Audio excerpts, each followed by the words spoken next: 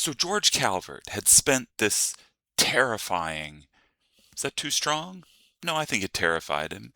Terrible and terrifying winter in Newfoundland, where he said the whole thing is encased by ice, the nothing moves, it seems as though nothing lives. Life doesn't return until May. He was just like, how do people live here?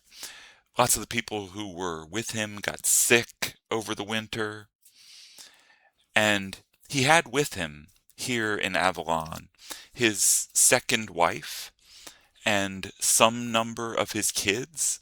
I'm not sure which ones. Um, and his, just a note about his family there, because I brought up his second wife. His first wife, he married right back when he was rising in power, back in 1603. And they had like 10 kids. She had the kids. Um, and she died 1621, 1622. And then he got remarried. And so it was his second wife with him here in Newfoundland. And so in 1629, he's looking for a different colony somewhere else. And on the way back to England, he stopped in Virginia.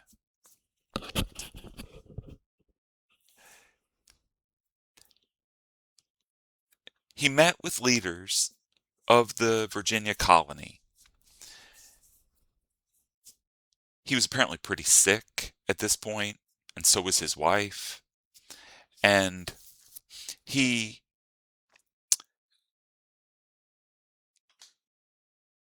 brought up how terrible Newfoundland was. But it's not clear how direct he was with people in Virginia, that he was hoping to establish a colony that would actually take part of Virginia or be right next to Virginia. He had this idea at this point because he had already written to the king. But how clearly he expressed it in Virginia isn't clear. But remember, Calvert was a Catholic, and Virginia, like much of England itself, was fiercely anti-Catholic. And so after apparently giving him like a couple weeks to recuperate a bit, they told him that, like everyone in Virginia, he had to swear to the Anglican Church. And he was like, I can't do that. I'm a Catholic. And they were like, then you got to get out. You can't stay. He left his wife behind. I think that she was still quite sick, and he headed back to England. Now, in England, he's going to immediately start trying to work the king. Remember, this is the new king, right? Because James had died, and remember, Charles came in 1625. And so Calvert heads back to England to try to directly work the king to try to get this new colony that he has in mind. But left his wife behind, sent a ship for her the next year, and that ship was lost at sea on its way back to England. And so his second wife died in 1630. Like a lot of people in this period, crossing the ocean and just never make it. And if you weren't on the boat, you don't know what happened. But they're somewhere at the bottom of the ocean. This apparently tore him up emotionally quite a bit, and he was still struggling with illness. But back in England, he is now focused on this idea of a new colony near the Chesapeake Bay. When Calvert left Virginia, it seems clear that Virginians immediately saw him as a threat. And people in Virginia started spreading false rumors, writing letters back to powerful, connected people in London, spreading stories about Calvert and his plans. And they come in different versions, but the basic story is that he wants to force people to be Catholic. And as we touched on already, and as you'll see as we go along, it really is the opposite of George Calvert and his son, who you'll meet in a little bit. Instead, they really thought that people of different faiths could live together. When Calvert was in Avalon over that winter, part of the population was Protestant and part was Catholic, and they were basically all in this big house together. And he told the Protestants, look, you guys go worship at one end of the house, and we Catholics will worship at the other end of the house.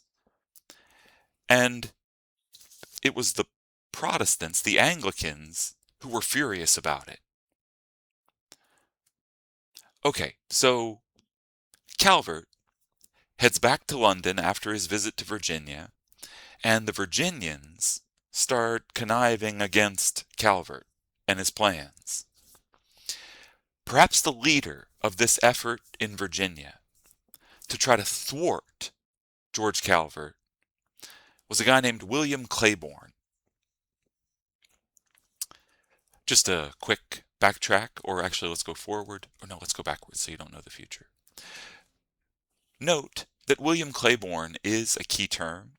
He's listed here in part 2, where we'll talk much more about him in part 2, but he is introduced back here in part 1, where we are right now.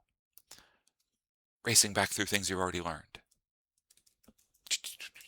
Okay, so here.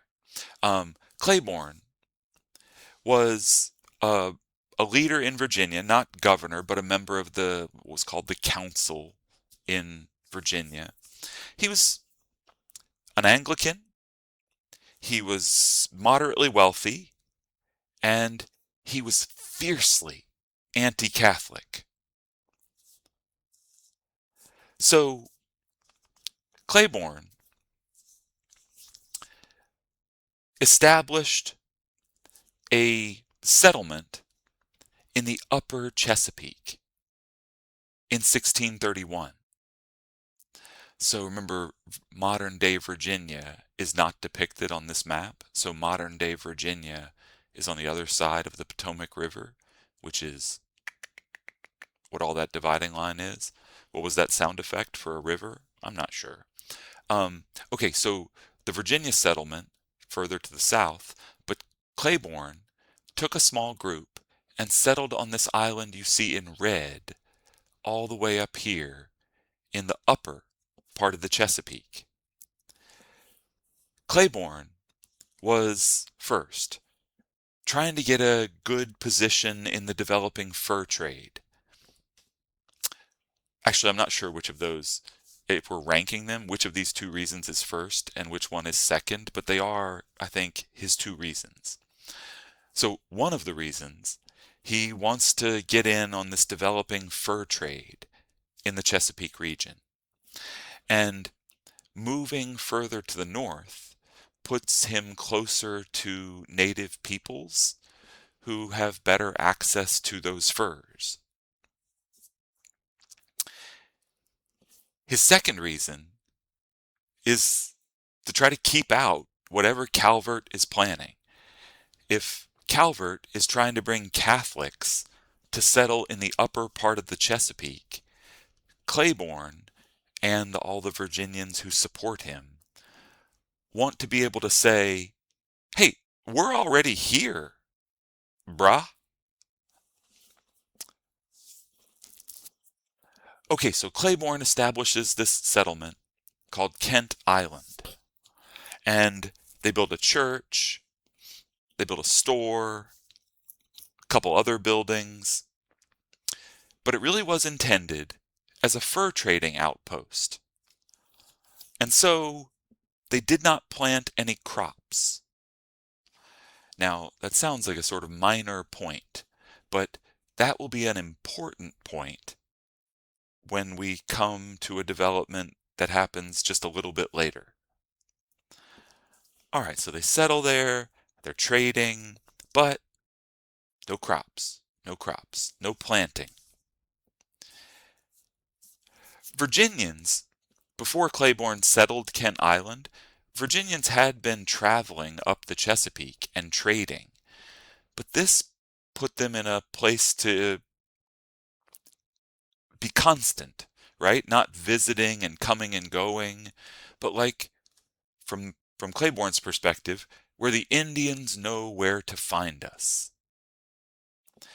And the Susquehanna, who remember you met earlier, the Susquehanna were eager to get into this fur trade relationship with Claiborne and the settlers on Kent Island.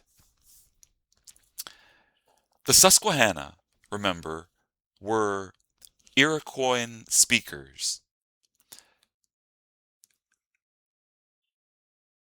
but the Susquehanna themselves were being bullied by the Iroquois Confederacy further to the north. Let's go back and see if I have this on one of those early native maps that we were looking at.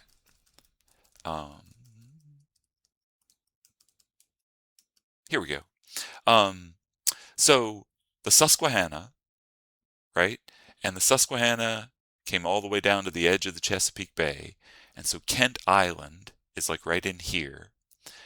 And the Susquehanna were eager to trade with these English guys on Kent Island because up to their north, the Iroquois Confederacy was now getting weapons from trade with the French.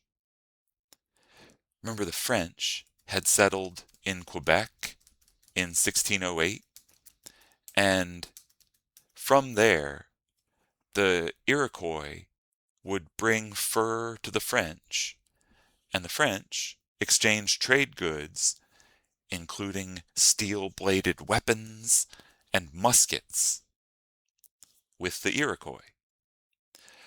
So the Iroquois were now more powerful than ever, and from the Susquehanna's perspective, it's like, oh, we can balance things out if we can get into this fur trade that these English people are apparently so excited about.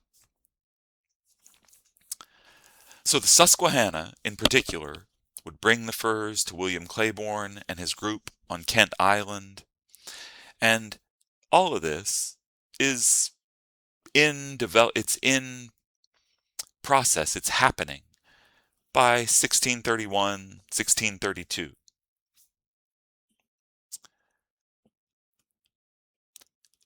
Back in England, in 1632, after working on the issue for close to 2 years, Calvert convinced Charles to grant him a colony north of Jamestown. Now, the map I have here is to sort of contextualize things a little bit for you. Remember that Jamestown, beginning of Virginia, right, down at the bottom of the Chesapeake Bay. And remember those separatists settled up in Plymouth in 1620. And then, because you remember everything, you remember that the Dutch settled here along the Hudson River. Okay, so then the idea for Calvert's colony is something right here, in between.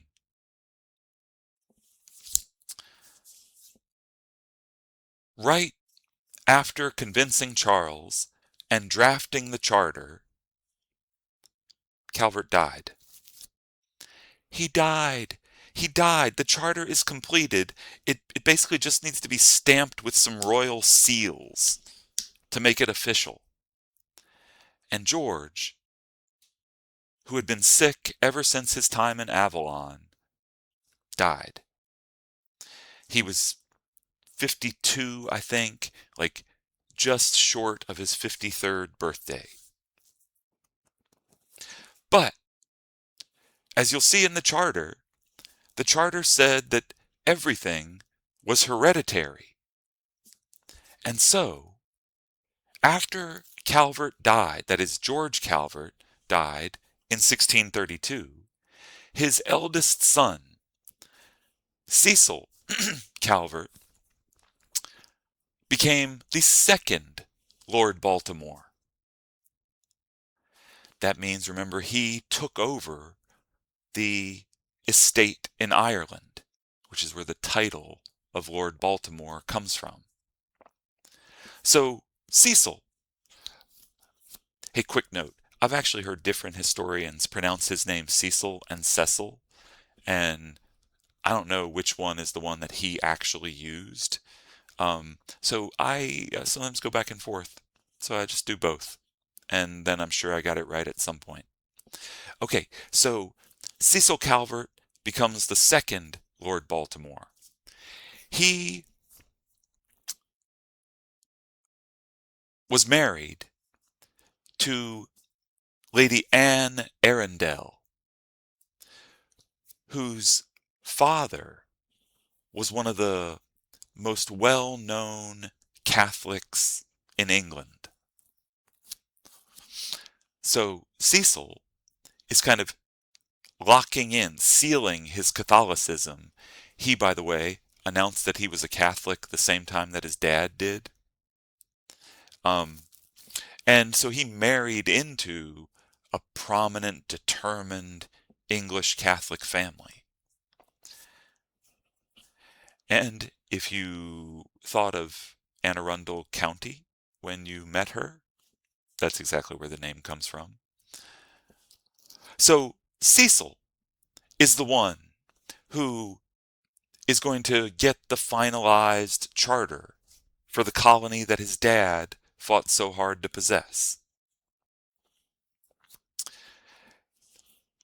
We'll talk more about the charter in part 2, but before we end part 1, I just wanted to introduce Leonard. Okay, so Cecil and Leonard both we'll talk lots more about in part 2. Cecil is the second Lord Baltimore, and Leonard was Cecil's younger brother. They apparently really, really liked each other and loved each other. They were bros, who were also bros. So Cecil knew that there were all these efforts underway, like basically like fake news stories, sending people to London to tell fake news.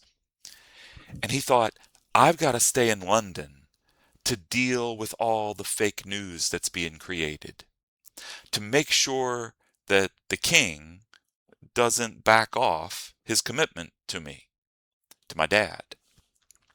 So Cecil decides, I'm not going to go to the new colony. Instead, I'll send my younger brother. And so Leonard Calvert will become the first governor of the colony that we'll see established in part 2.